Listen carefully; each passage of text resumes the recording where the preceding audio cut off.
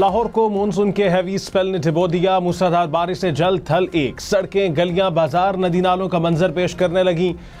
Jail road underpass पानी से भर गया। शहर के नशेबी इलाके ज़ेरे आब आ गए। पानी घरों में दाखिल। दफातर जाने वाले शहरियों की गाड़ियां और मोटरसाइकिलें बारिश के पानी में बंद हो गई। बारिश से गजूमता में घर की छत गिर गई।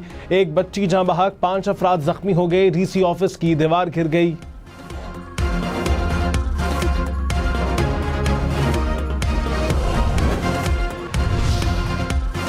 लाहौर में सबसे ज्यादा बारिश एयरपोर्ट में 337 मिलीमीटर रिकॉर्ड। निश्तर टाउन में 250, पानी वाला तालाब में 226, जौहर टाउन में 220, कुर्तबा चौक में 218 मिलीमीटर बारिश हुई।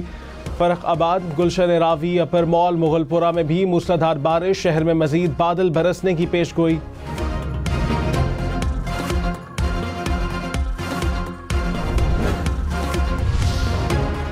रायवंड और गिरदोनवाह में मूसलाधार बारिश, हर तरफ पानी ही पानी। नशेबी इलाके ज़ेरे आब, गलियां, बाजार, नदी नालों का मंजर पेश करने लगे। पानी लोगों के घरों और दुकानों में दाखिल।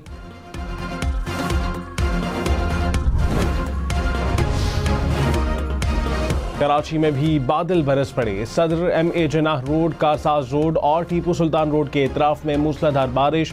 सड़कों पर पानी जमा। Bahadurabad, Tariq road, IH Chandigarh road और शारा फैसल समेत दीगर इलाकों में भी बादल बरसे। महकमा मौसमियात की कराची समेत सिंध के मुख्तलिफ इलाकों में आज मजीद बारिश की पेशगोई।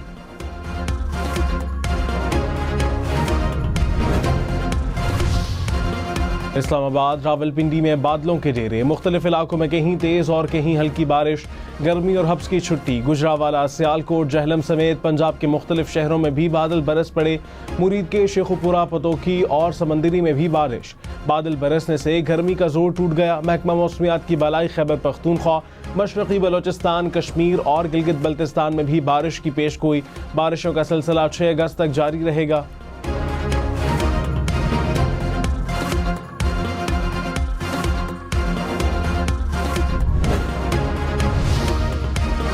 पेट्रोल 6 रुपये 17 पैसे सस्ता। 1 लीटर पेट्रोल की कीमत 269 रुपये 43 पैसे हो गई। डीजल की कीमत में 10 रुपये 86 पैसे कमी। 1 लीटर डीजल की कीमत 272 रुपये 77 पैसे हो गई। हुकूमत ने पेट्रोलियम मसनूआत की कीमतों में कमी कर दी। मिट्टी का तेल 6 रुपये 32 पैसे सस्ता। हाई स्पीड डीजल की कीमत में 5 रुपये 72 पैसे कमी। आजकल महंगाई के टैक्स के आपको पता है वैसे इतने ज़्यादा लग चुके हैं सैलरीज पे, तो वो ज़्यादा डिडक्ट हो रही हैं और 6 रुपये इज नथिंग। सस्ता हुआ है महीने के लिए, हफ्ते के लिए, हफ्ते बाद जो है फिर से महंगा कर। कुछ भी फर्क नहीं पड़ेगा। असल में तो ज़्यादा से ज़्यादा कम करने चाहिए क्योंकि हम बहुत परेशान हो रहे हैं। 10 रुपये और ज़्यादा बढ़ाकर 6 रुपये कम कर दिए तो आवाम की सेहत पे कौन सा असर पड़ गया। 6 रुपये सस्ता हुआ, क्या फ़ायदा हुआ? इन्होंने फिर थोड़े दिनों बाद महंगा कर देना। शहरियों ने पेट्रोल की कीमत में कमी को नाकाफी करार दे दिया। हुकूमत से पेट्रोलियम मसनूआत की कीमतों में मजीद कमी का मुतालबा कर दिया।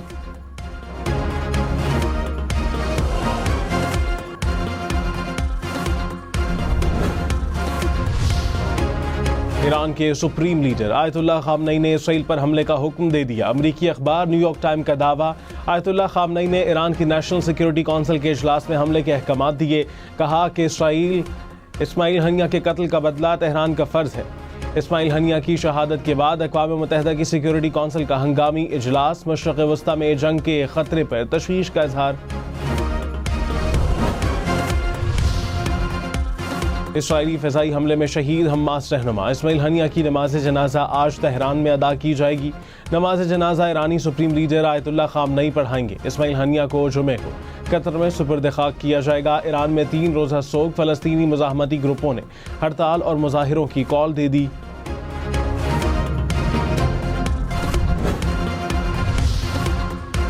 इलेक्शन एक्ट तरमीमी बिल कौमी असम्बली की कायमा कमेटी से कसरत राय से मंजूर, मगर हुकूमत को मुश्किलात का सामना।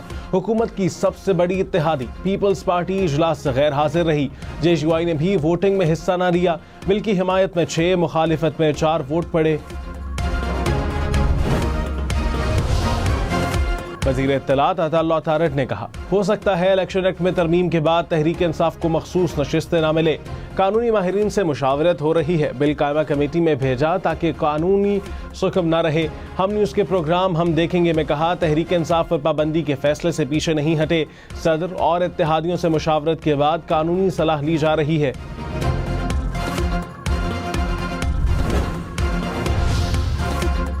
सेनेटर अली जफर ने कहा, इलेक्शन एक्ट में तरमीम का मकसद सुप्रीम कोर्ट के फैसले को बेअसर करना है। हुकूमत चाहती है मखसूस नशिस्तें उनके पास रहें। हुकूमती तरमीम को सुप्रीम कोर्ट में चैलेंज करेंगे। हम न्यूज़ के प्रोग्राम फैसला आपका में वफाकी वजीर मुसद्दिक मलिक ने कहा, हुकूमत और पार्लियामान समझते हैं उनके मामलात में मुदाखलत हो रही है।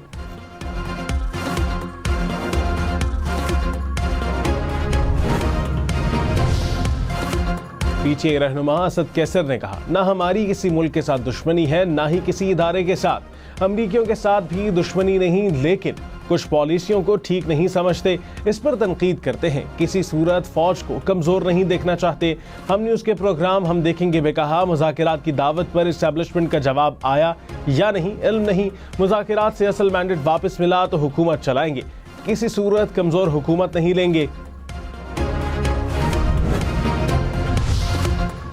महंगी बिजली, 2 रुपये 63 पैसे फी यूनिट मजीद महंगी होने का इम्कान। नेपरा ने CPPA की फ्यूल एडजस्टमेंट की दरखास्त पर समाअत मुकम्मल कर ली। समाअत के दौरान IPPs के साथ मुआहिदों पर सवालात। मेंबर पंजाब ने कहा, मुआहिदों को कानूनी तहफ़्फ़ुज़ हासिल है। कोई मुआहिदा गलत या सही जब किया था तब की बात होनी चाहिए। स्टेक होल्डर से मुशावरत के बगैर मुआहिदों को ख़त्म नहीं किया जा सकता।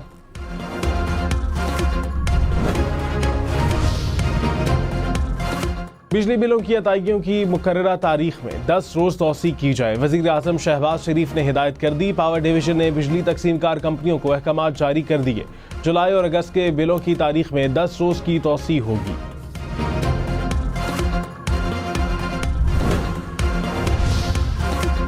बिजली सस्ती होगी, हुकूमत ने खुशखबरी सुना दी। वफाकी वजीर मुसद्दिक मलिक ने प्रोग्राम फैसला आपका में कहा, 86% लोगों का बिजली बिल नहीं बढ़ेगा। हुकूमत पिछले साल के रेट पर बिजली देगी।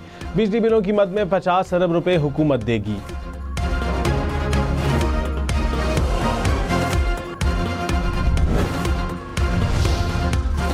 LPG का घरेलू सिलेंडर 26 रुपए महंगा, कीमत 2800 रुपए तक पहुंच गई। ओगरा ने नई कीमतों का नोटिफिकेशन जारी कर दिया।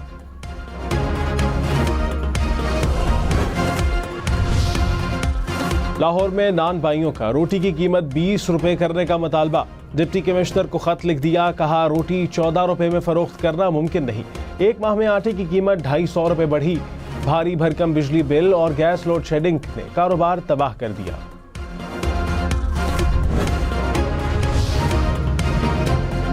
गुज़िश्ता 1 साल के दौरान पेट्रोलियम लेवी की मद में हुकूमत की जानिब से 76% इजाफा।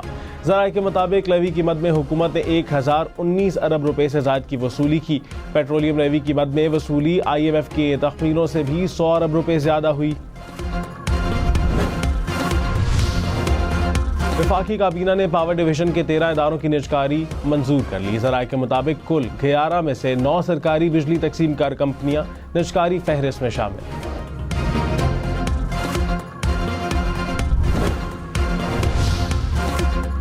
PIA की निजकारी को धचका। स्टेट बैंक का कर्जों पर जमानत से इनकार। ज़राए का कहना है कि रजामंदी के मुताबिक छूट ना दी गई तो बैंकिंग सेक्टर को तकरीबन 40 अरब रुपए के नुकसान का सामना होगा।